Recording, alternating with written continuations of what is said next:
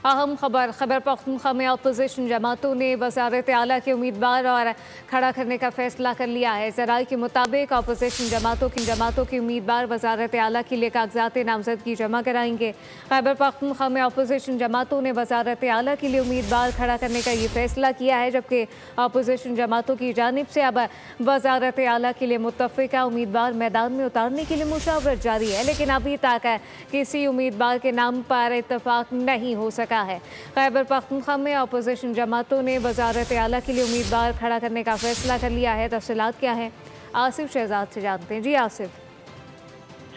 जी बिल्कुल, खैबर पख्तूनख्वा असेंबली में वज़ारत आला के उम्मीदवार लाने के लिए अपोजिशन जमातें भी जो हैं वो सरगर्म हो गई हैं। अपना उम्मीदवार लाने के लिए उन्होंने मुतफ़िका फैसला कर लिया। उनके जो इजलास है वो मुशावरत जारी है। वज़ीर आला उम्मीदवार हैं उसके वाले से जो है उनका इत्तेफाक तो नहीं हो सका है, लेकिन जो मुशावरत हो रही है इस हवाले से बताया जा रहा है कि जो अपोजिशन लीडर डॉक्टर इबादुल्लाह होंगे वो उनके कवरिंग कैंडिडेट होंगे, जबकि जमीयत उलमा इस्लाम के उम्मीदवार जो है वज़ारत आला के उम्मीदवार होंगे। इस हवाले से स्पीकर खैबर पख्तूनख्वा असेंबली के साथ जो मौलाना रहमान और DUI के दूसरे जो कायदीन है उनकी मुलाकात हुई। इस हवाले से जो बातचीत भी होगी और कागजात नामजदगी जो है आज ही जमा कराए जाएंगे।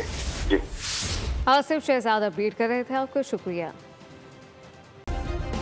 सब्सक्राइब करें और बेल दबाएं ताकि कोई खबर रह न जाए।